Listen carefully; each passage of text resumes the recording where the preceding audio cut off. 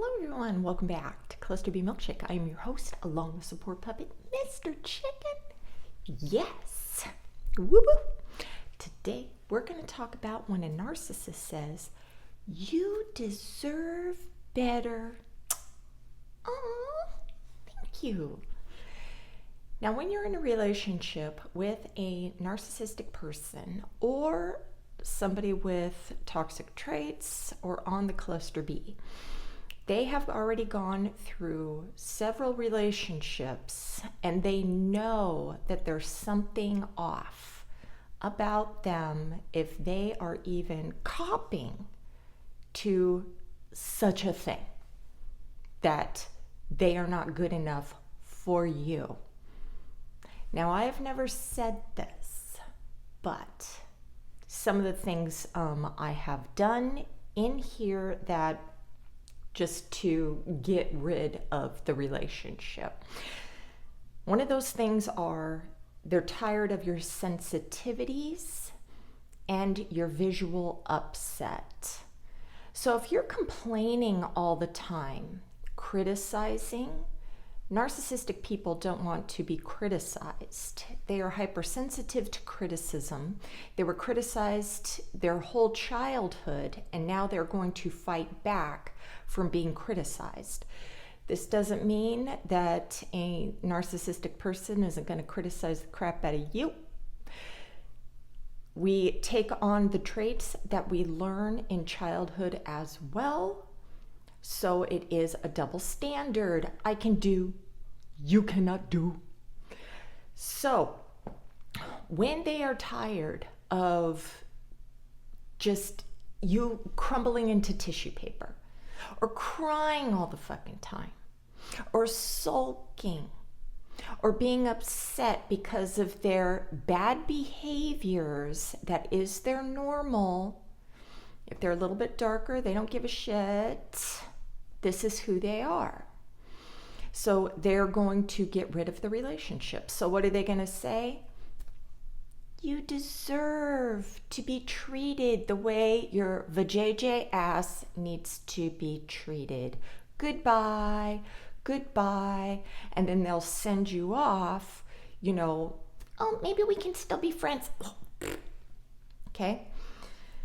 Then there's, they want you to accept that they know that they're bad and they're not changing. So this is manipulation. They want you to accept it. You deserve somebody better. So how is this going to make you feel, right? You deserve somebody better. They're leaving. So this is a little bit more cold. Bah. This is a mindfuck for you, because even though they're saying that they're not good enough, your abandonment is still being triggered. They're leaving. So this is fucking with your shame and your own low self-worth. If any of your parents used this type of abandonment threats when you were a child, if you were a child of divorce, if you didn't get to see one parent that much, even something as simple as that can trigger that type of PTSD response in you, which makes your body and mind time travel back into your youth, and now you're experiencing that feeling in the present moment. Okay, so if somebody says that you deserve better, don't try to hold on to the relationship. Be like, yes, I do. I do deserve better. This is why I'm fucking complaining. Because you aren't acting right. Now, a lot of people are in these relationships, they can be controlling as well. You could be threatening them. Go get therapy. I'm leaving you. Do this, do that. Act right, be perfect. You can also be saying that, well, they love bomb me. I want them to be perfect like they were in the beginning of the relationship. Well, everybody masks up in the beginning of any relationship with somebody. You do your hair, your makeup, you gel your hair, you wear a nice watch. You're not wearing your holy fucking shorts, you're wearing nice jeans, whatever, okay? You're being more attentive, you're excited to get the text messages. Now, anybody who has been in a long-term relationship, you know that calms down over time. You know that, it's like, okay, yeah, I'll meet you at blah, blah, blah. It's not like, oh, we gotta go. Can I take you to here? They're excited to get into your pants or your panties or whatever. Now it's, of course, we're gonna have sex. Of course, you're coming over. This is the schedule that we have and everything. Of course, we're gonna be eating in and not going out all the time. And then you start bitching. Why don't you take me out to dinner anymore? Why don't you bring me flowers? Why aren't you taking me on trips every couple months?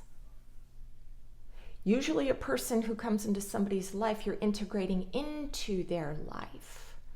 So you are not number one in their life, like how you're all excited at the beginning of a relationship. You are now just part of that life. So I understand. I've talked to a lot of people, it was just romance and wonderfulness, and you're being dumped so much affection and love and care and attention.